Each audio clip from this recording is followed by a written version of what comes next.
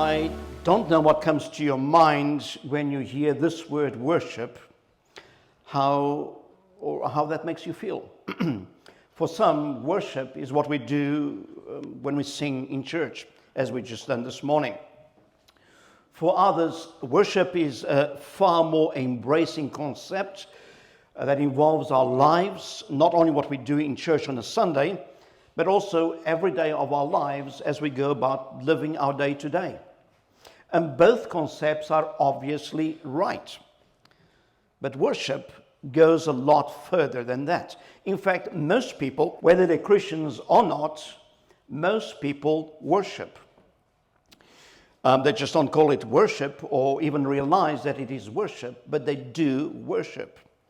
Now, if you've been around church for a while, you know that this modern word worship comes from the Anglo-Saxon word that literally read worth-ship, which means that when you worship, you give honor, you give worth, you respect something or someone. And in the Christian context, that obviously is giving honor and praise to God. But you can give worth to anything. Take somebody who has a favorite football team, and I'll not mention anyone. Never mind. Okay, I'll stop there. Okay. They watch every possible game on TV. They will go to every game in person if they can. They dress in a certain way, putting certain colors, wearing maybe the favorite player's jersey. And during the game, they will scream. Sorry, Nina, I can't help but look at you and laugh right now. They'll scream, they will chant, they chant, they laugh, they sing. They give every ounce of what they have in respect, in loyalty and commitment to that team. And that is a form of worship. It's giving something our attention. And worship is not only limited to a team. We can give worth to anything. We can worship the accumulation of money, a position or a position of power or status, a possession like a home or a car or anything else that we value and that we give our attention to. There is no such thing as a worshipless life. We all worship. The problem, though, is that our lives are often filled with small W worship events and activities as we relate to people and to things. But the kind of worship that we've been made for, the kind of worship that we've been created for, that we long for, is not a small W worship.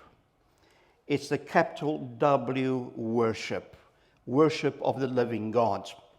And that's what we'll be looking at this Sunday and then over the next 2 Sundays. And this morning we're going to look at what real worship does for us. Worship helps us order our lives around God. Then worship helps us encounter and experience God. Worship helps us respond to God. Worship helps us worship God. And worship helps us receive spiritual encouragement and energy. So, here's the first point. Worship helps us order our lives around God. There's an old story of a radio presenter, and this kind of dates the story, that once got a letter from someone asking him to sound the musical note A on one of his morning shows. He said he was a shepherd living in a remote part of the country, away from a piano. His only comfort was his old violin, but it was completely out of tune.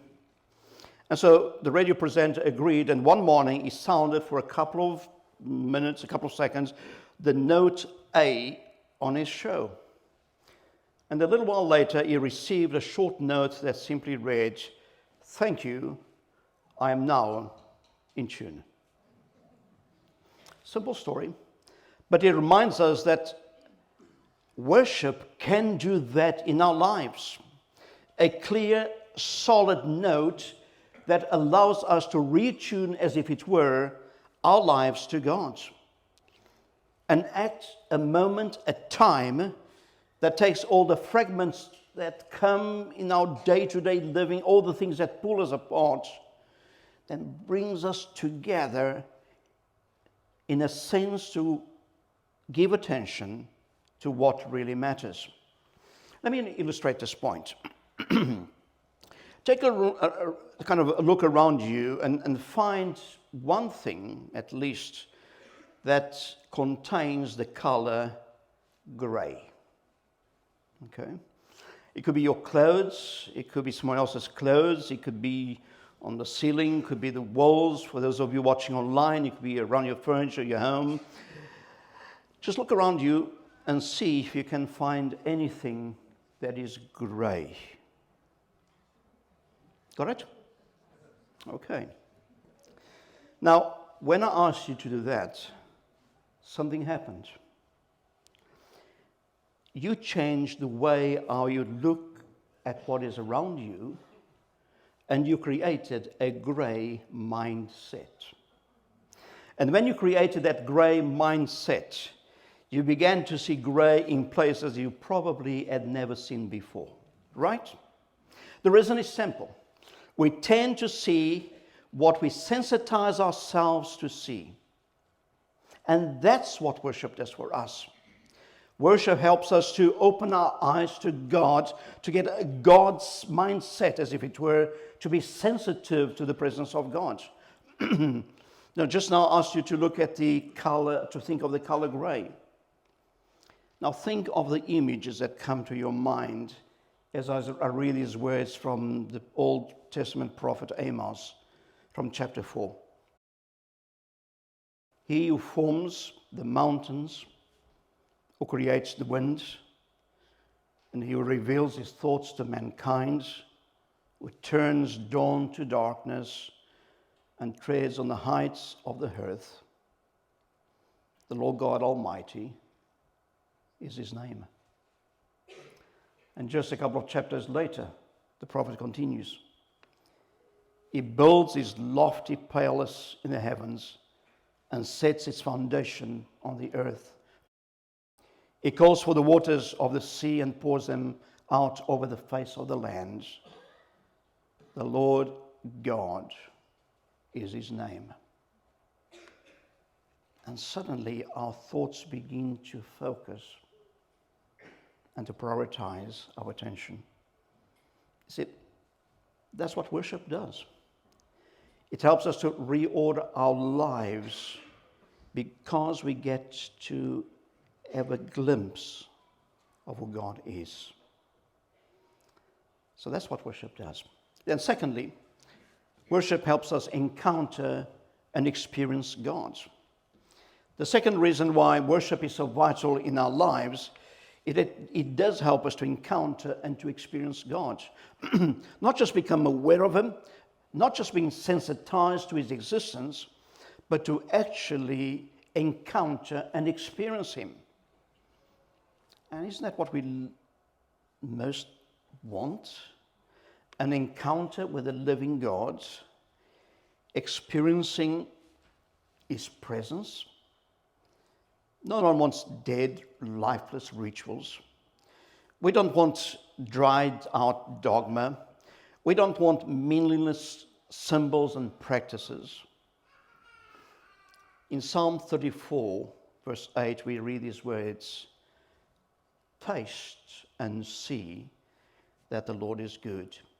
Taste, experience. Let it be what you feel. And see that the Lord is good. Blessed is he one who takes refuge in him. We want to experience God. And God wants us to experience that too. And one way that he has described how this happens is through worship. When we are worshiping God, we are experiencing God. Allow me to share a personal illustration, which is something I really don't like to do so often, but this one just kept on coming to my mind as I prepped for this morning.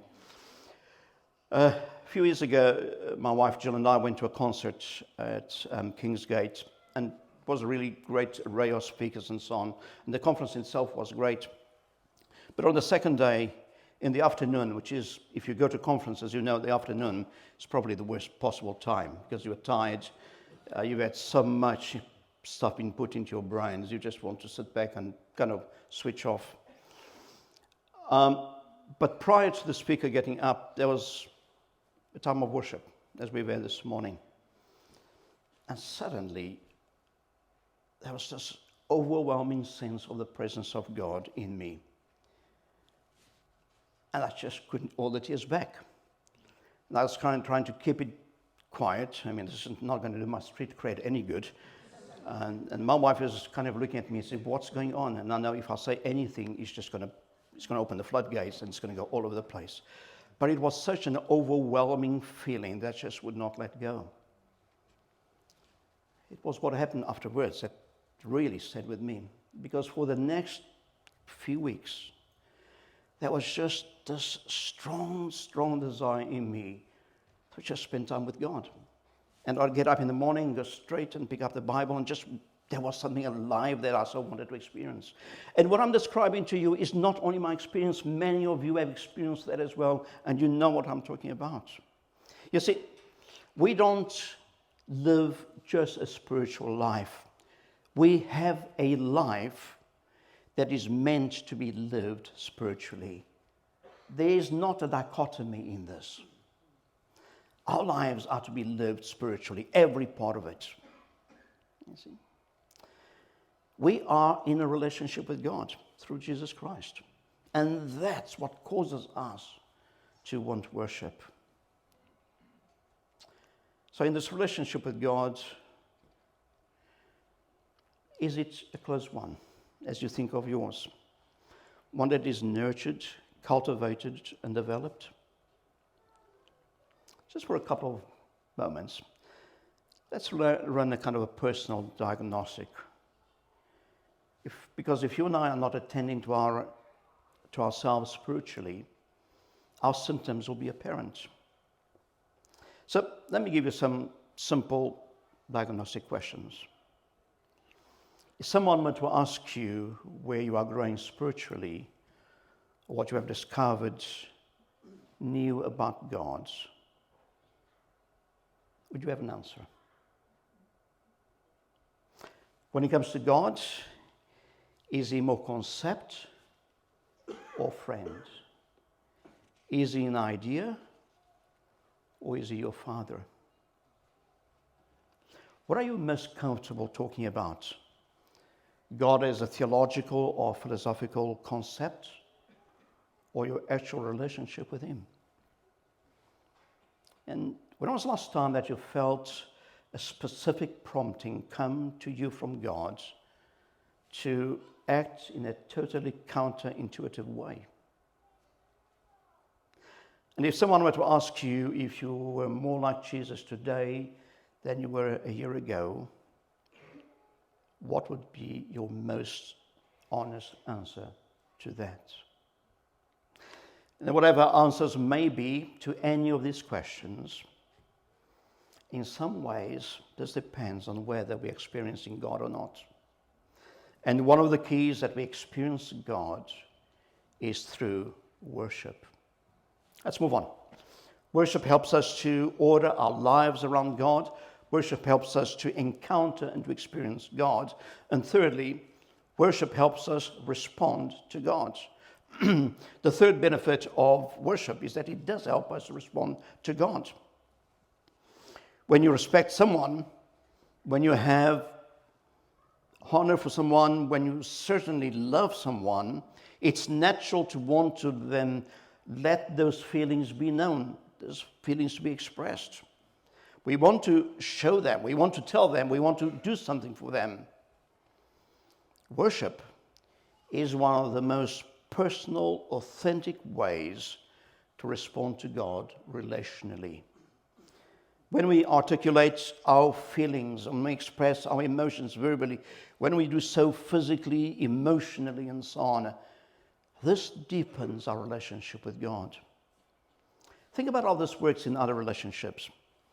Remember those days when you started dating? I know for some of you it's about 500 years ago or somewhere around there. Okay. Do you remember those days?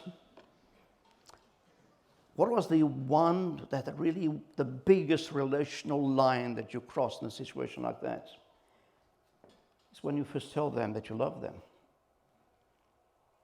Because you are expressing something so deep. Or think of a strained relationship. What can cut through just about any disagreement, any strife, any conflict? Reminding ourselves that we really love that person. And it's no different with God. Expressing our worship to Him is a decisive moment in this relationship. That's why the Bible presents worship in terms of expression. For instance, the 71st Psalm says this: I will praise you with music on the harp, O my God. I will sing praises to you with the lyre. O Holy One of Israel, I will shout for joy and sing your praises. And in Psalm 59, David, the king of Israel, says this: I will sing about your power. Each morning I will sing with joy about your unfailing love, for you have been my refuge, or my strength. To you I sing praises. Worship helps us to respond to God. And then worship helps us to celebrate God. To celebrate God is to take time to remember all that He has done and to do so with a sense of joy. It's supposed to have that kind of sense of a festive atmosphere about it. Listen to the words that we find in Psalm 96, and I'm using the Hebrew word for God, the word Yahweh, and I'm reading from the Message paraphrase. Psalm 96. Sing Yahweh a brand new song. Earth and everyone in it, sing. Sing to Yahweh, worship Yahweh. For Yahweh is great and worth 1,000 hallelujahs. Bring gifts and celebrate. Everyone worship. Get out a message. Yahweh rules. Let's hear it from the sky, with earth joining in, and the huge round of applause from sea. Let wilderness turn cartwheels. Animals come dancing. Put every tree of the forest in the choir. An extravaganza before Yahweh as He comes. That's a celebration. One commentator goes a bit further and calls it a wild party. You see, the Bible tells us that every good and perfect gift is from God. Every good, everything that's good, everything that's noble, everything that's praiseworthy, everything that is worth and got merit and truth and goodness is from God. And what moves our spiritual life from one which is lifeless to the one that is passionate is to practice this celebration of the goodness of God. We are meant to celebrate all that He is, all that He has done, all that He's doing in us, with us, and through us. And when we do that, just like the color gray, we begin to see God in every part of our lives, in places and things, activities and situations that we never did before. That's what worship does for us. And finally, worship helps us receive spiritual encouragement and energy. Whilst the primary purpose of worship is not what we get out of it, it is what we give to God. When we gather with others to worship, there is no way that we can simply walk away without experiencing the spiritual energy of worship and encouragement. Last Sunday, we closed our morning gathering with the song, I Speak Jesus. And to me, that was a really special moment. Not only because of the words that we were singing, but also because of the way that our church family was singing. It was loud. There was emotion. I turned around, there were so many of you worshiping with conviction and with passion. I felt the hairs on my back actually standing up. I just didn't want the song to end because it felt so great. Worship changes us. That's what it does. I hope that this morning I've been able to convey to you that worship is a lot more than just a Sunday morning gathering. A worship service, yes, can help facilitate worship. It can encourage worship. It can provide that moment for worship. But in itself, what happens here on a Sunday is not worship. Worship only happens when there's a worshiper. There's an old story about a man who went to church with an angel as his guide, and yes, this is just a story. And every seat in the church was filled, but there was something strange about the service. The organist was playing, but there was no music coming from the pipes. The choir stood up and sang, and their lips moved, but no sound was heard. Somebody read from the Bible, but there was no sound that could be heard. And then the Lord's Prayer was recited by the entire congregation, but yet again, not a single syllable was audible. The pastor went to the pulpit, and as the man watched, he pointed here and there, obviously making some points, but he could hear nothing. And so turning to the angel, the man said, I don't understand what's going on here. What does this mean? I see a service being held, a church service being held, but I hear nothing. The angel replied, you hear nothing because there's nothing to be heard. You see the service as God sees it. Yes, this is a church service, but there are no true worshippers.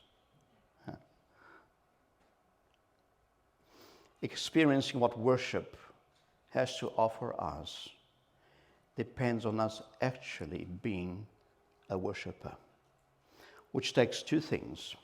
First, understanding who it is that we are worshiping, and secondly, knowing how to worship Him in spirit and in truth, which is what we're going to look at over the next two sessions of this short series.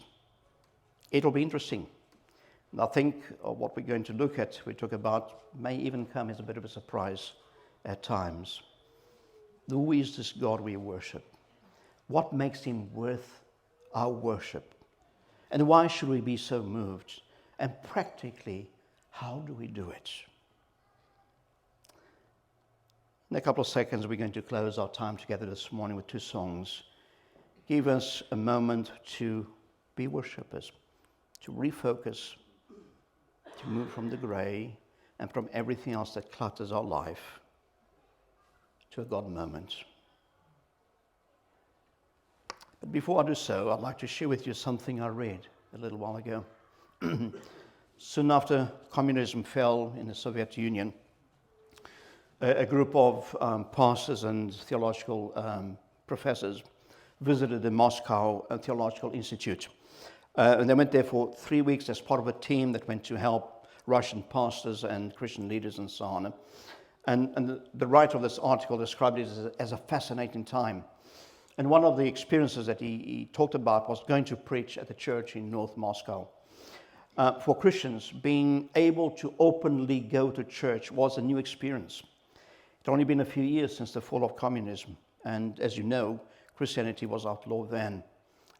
Freedom was something kind of very new, still being experienced.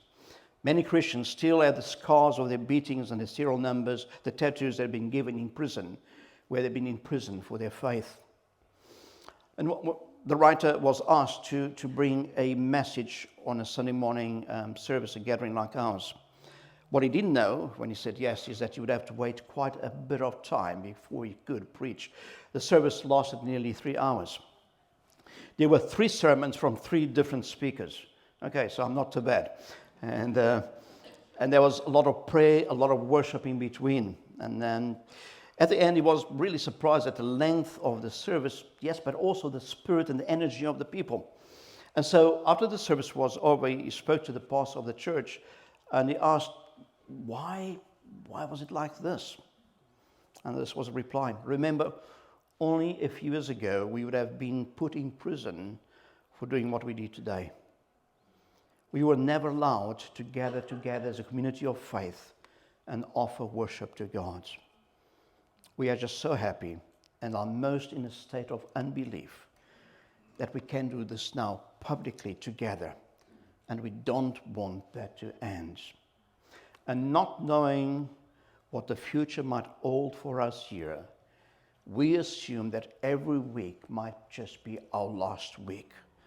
So we keep on worshiping together as long as we can. That's a challenge, isn't it?